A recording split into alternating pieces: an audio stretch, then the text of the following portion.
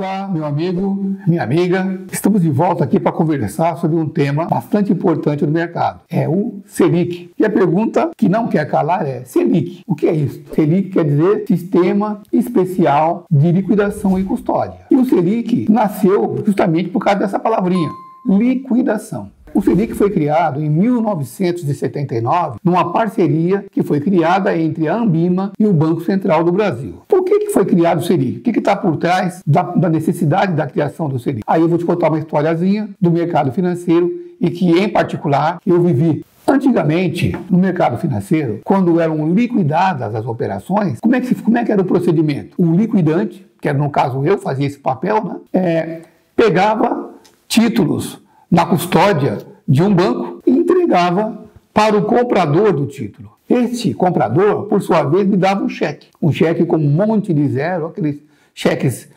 imensos como os valores são hoje no mercado financeiro. E aí pairava então duas dúvidas significativas no ar. A primeira dúvida: esse cheque tem fundo? Quem recebia esse cheque ficava preocupado, porque era um cheque normal, um cheque simples, que era emitido por uma pessoa no escritório dele. Por outro lado, esse emissor do cheque recebia uma quantidade cartular, ao portador, significando títulos públicos.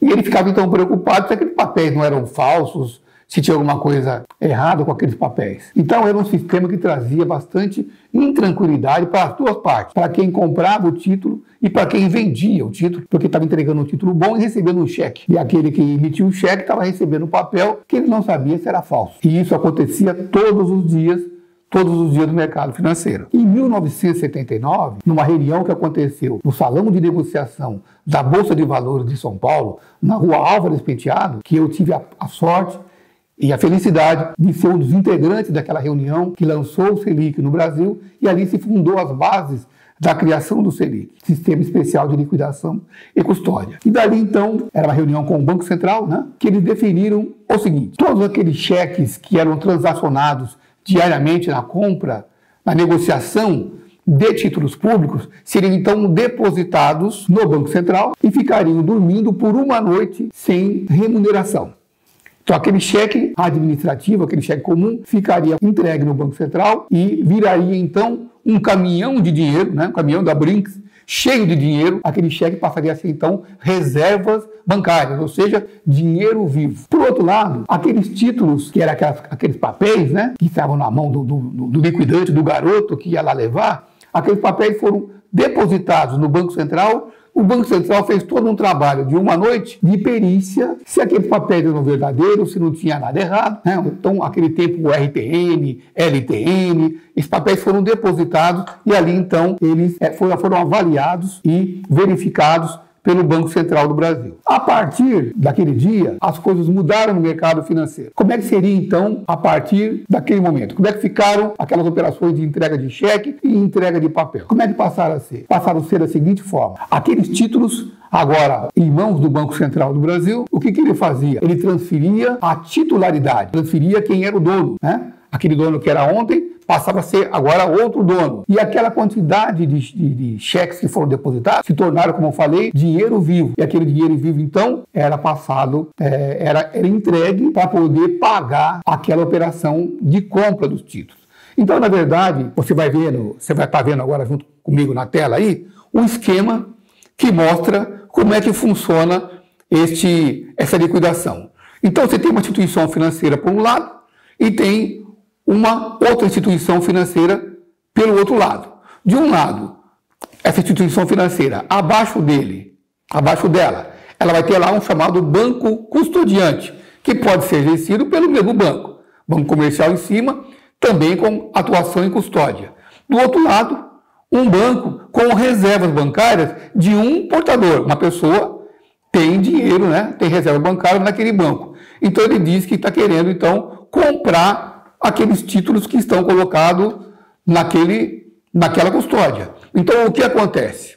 Aqueles numerários, aqueles recursos, aquelas reservas bancárias, agora transformados em dinheiro vivo, são transferidos para o comprador, mas bate primeiro na custódia desse comprador, na custódia desse vendedor desses títulos. E aí então é verificado essa custódia desse vendedor, transfere então esses títulos para o comprador. Então agora o banco custodiante faz a função de transferir e aquele banco comercial do outro lado faz a função de transferir recursos de um lado para o outro. Então essa transferência de um lado para o outro é que dá nome ao sistema Selic.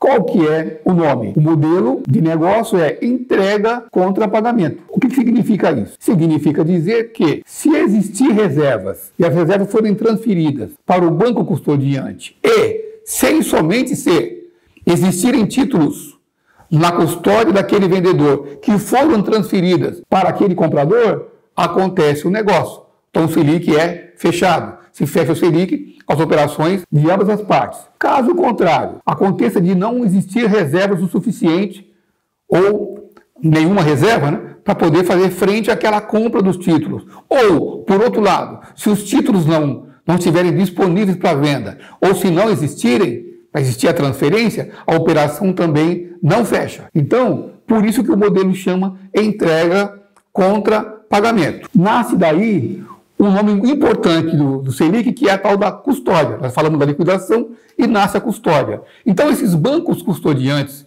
que vão estar embaixo desses, tanto do comprador, porque agora o comprador comprou o título, passa agora a ter na custódia dele, né, esse banco que fez a intermediação, agora vai funcionar como custodiante, porque a custódia transferiu de um para outro. Então, é aí que nasce a expressão custódia. E essa custódia vai fazer o quê? Vai identificar junto ao Banco Central, porque todo esse sistema, quando a operação é fechada, né, quando as duas partes se encontram no sistema, o Banco Central sensibiliza essa operação e diz, ok, pode transferir os títulos e transfira as reservas. Então esse aqui é o Selic, ele vai estar olhando esses dois lados da operação e vai permitir a transferência de título para um lado e reserva para o outro.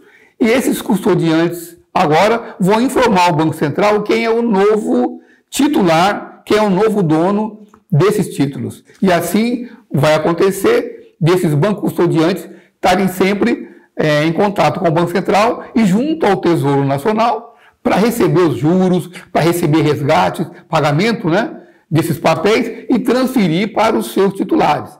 Então é um serviço de custódia que vai atuar no sentido de receber do Tesouro Nacional resgates e juros periódicos e transferir para os seus verdadeiros titulares.